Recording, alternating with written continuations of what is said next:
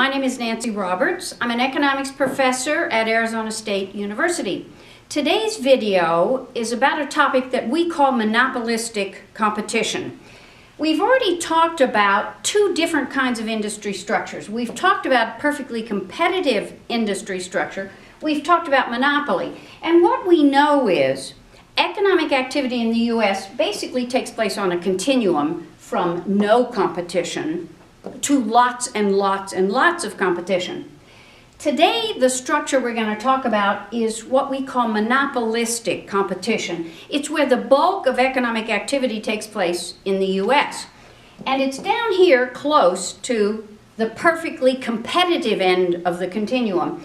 And the reason is because if you think back to the four criteria that we listed for an industry to be considered perfectly competitive, lots of buyers and sellers, homogeneity of the product, knowledge of price and availability, and freedom of entry and exit. All we have to do is relax criteria number 2, the homogeneity of the product. In other words, Farmer Brown's wheat was exactly like Farmer Smith's wheat, was exactly like Farmer Jones's wheat. You couldn't tell the wheat apart. It was exactly the same. In monopolistic competition, the products are slightly differentiated, and you can think of it this way. There is a difference between a Big Mac and a Whopper and a Wendy's burger and a Carl's Jr. Western bacon burger. These are all slightly differentiated. They're all hamburgers on a bun, but they have a tiny little monopolistic characteristic. I mean, the special sauce and the sesame seeds on the bun are very different than Wendy's, which has the square patty. So what we want to do in every industry structure we've talked about, we said, what does the firm want to do? They're interested in profits. And so we've investigated how a firm makes its output decision, what price it will charge, and profits, and whether or not, if the firm is taking negative economic profits, if it would exit. So we want to do the same thing for firms in monopolistic competition. Now, what I want to do is just draw a picture of a competitive firm. So he looks like this. Here's price equals marginal revenue equals average revenue equals the little firm's demand curve. And there's marginal cost. And there's where he's going to produce. If we go over here to monopoly and do the same thing, here's the monopoly. Here's his demand curve. Demand equals average revenue. Here's his marginal revenue curve. Here's his marginal cost curve. He's also interested in profits. So I'll just call it QM, the monopoly's output, and PM, the monopoly's price. So in each case, we have found output and price for this firm. We found output and price for this firm. Now what we want to do is find output and price for monopolistic competition and look at profits in that case. So if you think back to when we talked about elasticity earlier, we said there are several determinants of elasticity, and the most important one is the number of substitutes.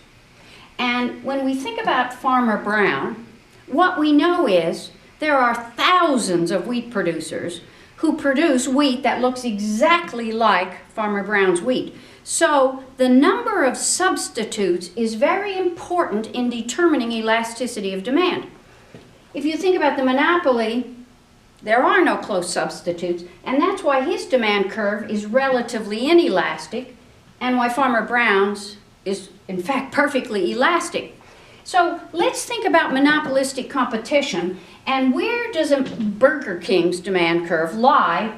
Somewhere between here and here, and in fact much closer to this than this end of the spectrum, because there are a lot of substitutes for a Big Mac. They're not perfect substitutes. And so our demand curve is relatively elastic, but not perfectly elastic. So I'm going to put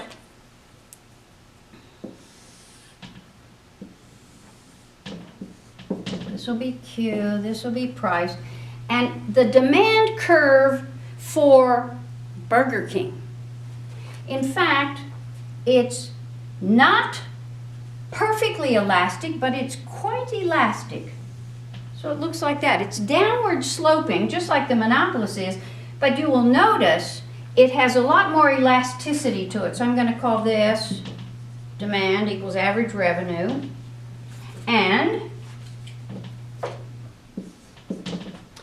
if my average revenue curve is downward sloping, my marginal revenue curve is beneath it. So here's marginal revenue, just like this. In fact, this is very similar to Monopoly, except that it's much more elastic. When you look at this picture, you kind of see this picture, except this is a much more elastic picture. And the elasticity comes from the number of close substitutes, not perfect substitutes, but close ones. And so Burger King is interested in producing the optimal amount of output, determining the price. Here's his marginal cost curve. Here, I'm going to call it QMC for monopolistic competition. Here's the output level for Burger King. Here's the price. I'm going to call it PMC. And what we can determine now is the revenue that would be generated by this firm who chooses to produce where marginal cost equals marginal revenue and charges a price that consumers are willing and able to pay. What we can't see is whether or not this firm is making positive, zero, or negative economic profit. And to see that, we have to have our average total cost curve. So let's put an average total cost curve in here and just see what this firm is doing. So again, focus on the output level where we're producing. You can see the price we're going to charge at that output level. Now you can also see, on average, the total cost of producing each one of those. I'll just call this P bar. And what you can now see is that this firm is making positive economic profit. So the question we have, the question we ask ourselves is, okay, so we have Burger King making positive economic profit. In a minute ago, or in the last video, we saw Mr. Monopoly making positive economic profits, and what we said was those profits could endure for the long run because in Monopoly we don't have entry. In monopolistic competition we can have entry. The only criteria that we relaxed from perfect competition was the homogeneity. So entry is not difficult in monopolistic competition. This doesn't mean that there wouldn't be some regulations imposed if some new restaurant wants to open up. But, you know, there could be a new tofu burger shop or a tuna surprise shop. Somebody to come in and compete in the fast food industry with Burger King. And so the question we ask ourselves is, when we get new entry into this market, what happens to this particular fast food shop? And a couple of things could happen. Think back to elasticity again, and what determined how elastic or inelastic a demand curve was, and it was the number of substitutes. So if we introduce one more substitute to Burger King, then what we're doing is making this demand curve a little more elastic. So here it is right now. If we introduce another substitute, this curve could get a little more elastic. That's one thing that we expect to happen.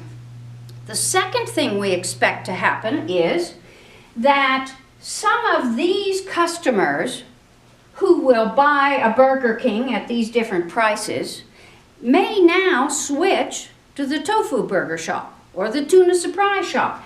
And so in addition to getting a little more elastic, we might see the demand curve decrease a little bit, and these customers will go to the new market, the new restaurant. And so what we expect to see in the long run in monopolistic competition is similar to what we expect to see in perfect competition in the long run, and it's because of this entry and exit provision. That's what drives the model. So let's look at monopolistic competition in the long run, because we have We have entry now.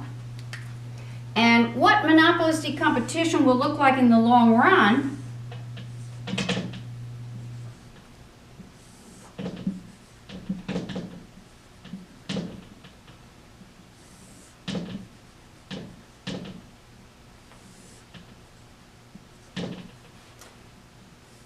QMC,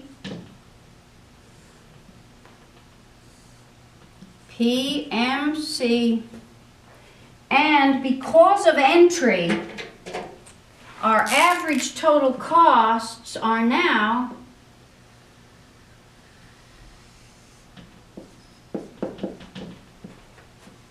at our optimal output level going to equal our average revenue, and the entry and exit provision will lead us to normal profits, zero economic profits in the long run in monopolistic competition. Now,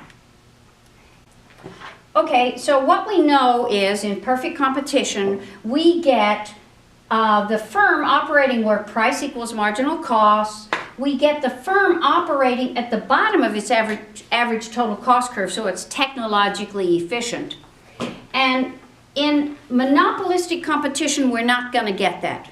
And the reason we're not going to get that is the only way you get that is if you have a perfectly elastic demand curve. We're not going to get that because these new entrants aren't perfect substitutes for Burger King. And so if this in fact were perfect competition, our demand curve would be horizontal and we'd be producing here with a horizontal demand curve. And I want you to look at the price. I'm going to call this price PC. If we were perfectly competitive, this is the price and this is the output where we'd be producing. PC. And what you will notice is in monopolistic competition, we pay a higher price than we would if fast food were perfect substitutes for one another. We call this a price premium. And the reason we pay this price premium is because of choice.